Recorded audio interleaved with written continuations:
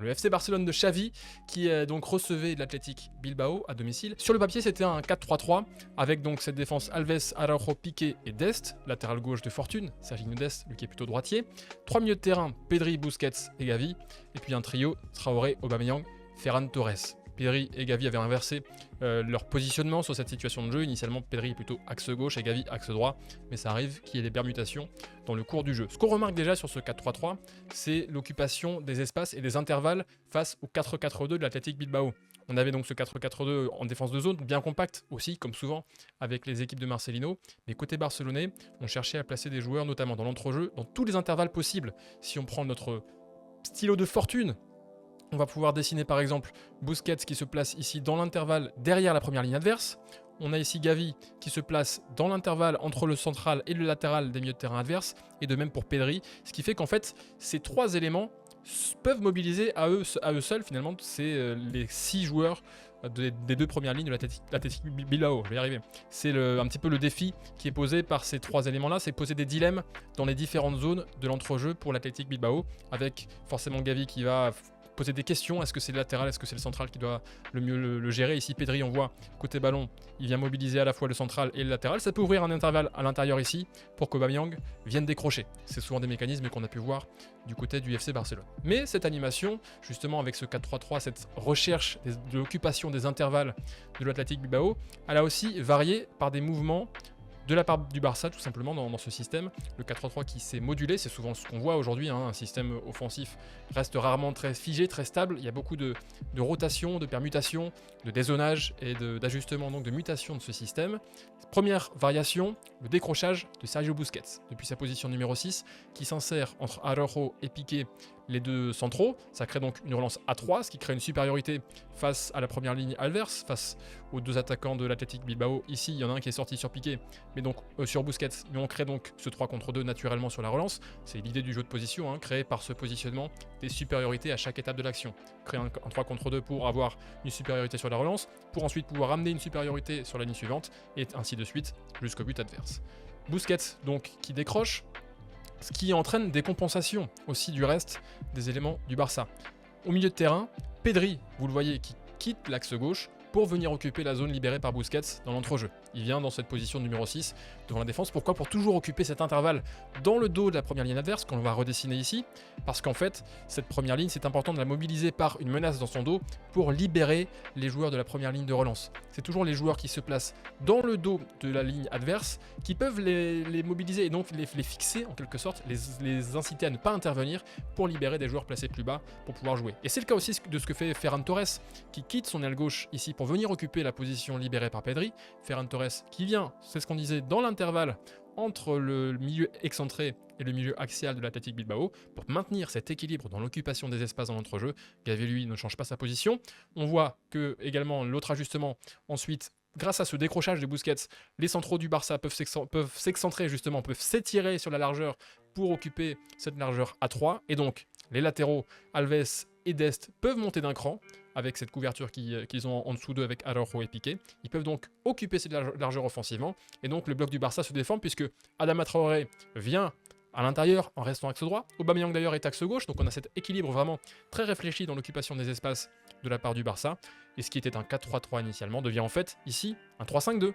Si on relie même Ferran Torres avec Dest ici à gauche, et puis Gavi avec Alves à droite pour former cette ligne de 5 au milieu de terrain, on a ce 3-5-2 ou 3-1-4-2 si on veut vraiment détailler ligne par ligne. C'est important parce qu'en effet, les schémas offensifs s'échelonnent comme ça, mais donc on a cette variation du Barça dans son animation offensive, tout en voulant préserver vraiment cette occupation des espaces, notamment à l'intérieur du jeu, et toujours mobiliser un maximum de joueurs avec un minimum d'éléments. C'est-à-dire qu'un joueur du Barça doit pouvoir mobiliser 1, 2, voire 3 peut-être parfois défenseurs adverses pour libérer des coéquipiers dans d'autres zones. C'est vraiment ce qui est recherché du côté de Xavi. Voilà pour cette première variation. Deuxième variation, elle vient de Pedri, qui était donc axe gauche, le milieu relayeur, que l'on va tout de suite mettre en évidence ici. Vous le voyez, quand le ballon était à droite initialement dans la construction du jeu du Barça, Pedri venait décrocher. On voit ici d'ailleurs indiqué à Dest qu'il va décrocher et que Dest doit donc monter dans le couloir pour prendre la largeur.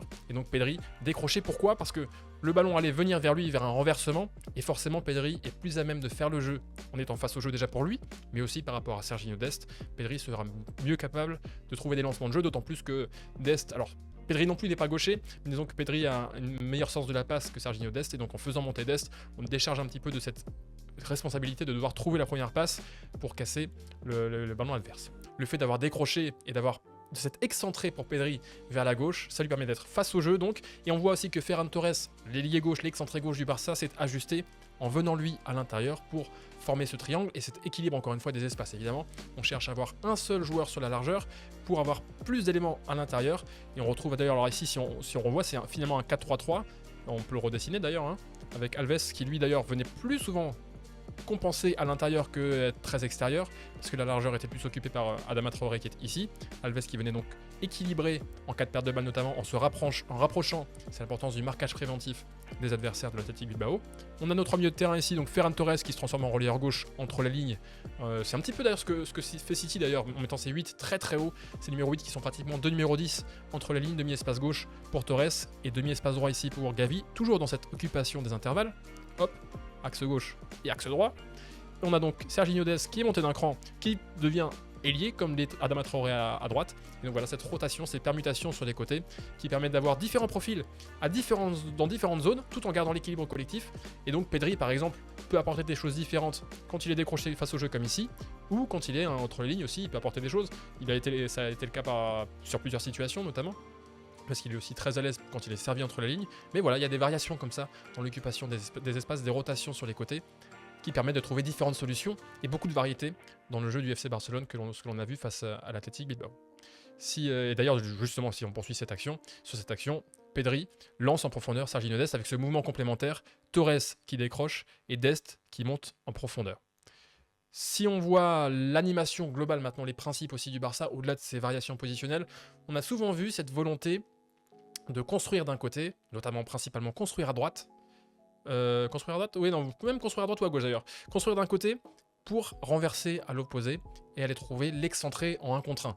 C'était un peu moins flagrant avec Torres à gauche, Ferran Torres qui est, alors certes un excellent joueur, mais qui est moins à l'aise dans la percussion en 1 contre 1 que ne peut l'être un Adama Traoré à droite ou que peut l'être Ousmane Dembélé qui est entré en jeu. Qui est en jeu à ce moment-là de l'action d'ailleurs, à la 72e minute, Dembélé est entré en jeu à gauche, on le verra dans un instant. Et donc cette volonté du Barça d'aspirer l'Athletic Bilbao côté ballon, sachant qu'en plus Bilbao a un bloc très dense qui vraiment a cette volonté lui aussi de coulisser avec le ballon et donc qui laisse des espaces à l'opposé. Mais pour le Barça, tout l'enjeu c'était de réussir à vite renverser de l'autre côté pour trouver cet excentré en 1 contre 1. Et sur les 3 derniers buts barcelonais en fin de match, eh bien à chaque fois c'est venu de ce genre de situation. On voit ici par exemple Alves qui vient trouver Busquets à l'intérieur. On remarque qu'il y a 5 éléments du Barça sur ce couloir droit, assez proches les uns des autres, finalement. Alors on inclut Araujo évidemment, mais ça va forcément aspirer côté ballon aussi l'Athletic Bilbao. On arrive du côté d'Alves à trouver une passe à l'intérieur avec Pedri, parce que c'est souvent utile quand même pour un renversement de trouver des passes à l'intérieur, parce que ça facilite l'accès au côté opposé, alors qu'un renversement d'Alves ici vers Dembélé, ce serait facilement maîtrisé par la défense adverse.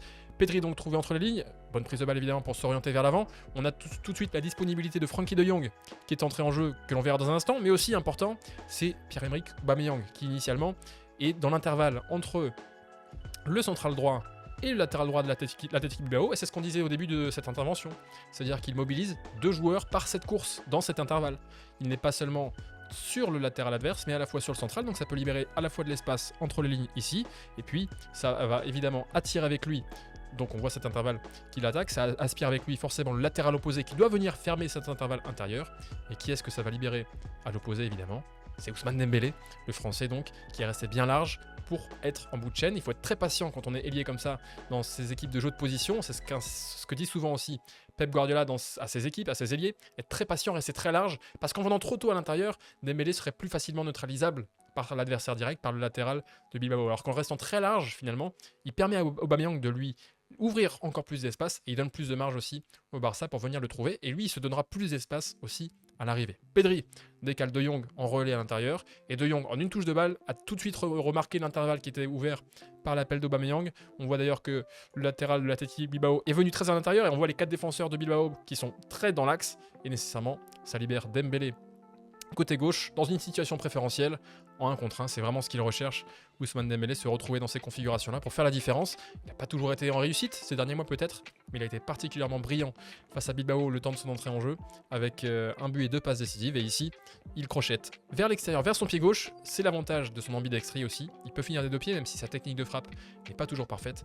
Et bien cette fois-ci, il trompe le portier de Bilbao avec cette frappe puissante au premier poteau. Troisième but du Barça, deuxième que l'on va voir ici, qui confirme aussi cette tendance de jeu barcelonaise, avec encore une fois cette construction à gauche. C'est l'action folle de Pedri, vous l'avez peut-être vu sur les réseaux sociaux, avec ce petit numéro qui nous fait dans les petits espaces avant de renverser. Et on voit que le Barça, finalement, encore une fois, met beaucoup de joueurs côté ballon sur ce côté gauche. Ici, on a 8 joueurs dans cette moitié de terrain, et même pas une moitié, c'est presque un tiers de terrain sur la largeur du côté du Barça. On a aussi beaucoup de joueurs de Bilbao, évidemment, aspirés pour défendre. Et en fait, le Barça recrée presque un rondo, presque un taureau comme ça, le long de la ligne de touche, avec ces 5 contre 2, 5 contre 3 même, face aux joueurs de Bilbao. Ça, ce sont des choses qui sont évidemment travaillées à la Masia depuis tout petit, depuis très très jeune. C'est vraiment le rondo, un exercice clé de la formation des joueurs du FC Barcelone, et jusqu'au pro d'ailleurs évidemment.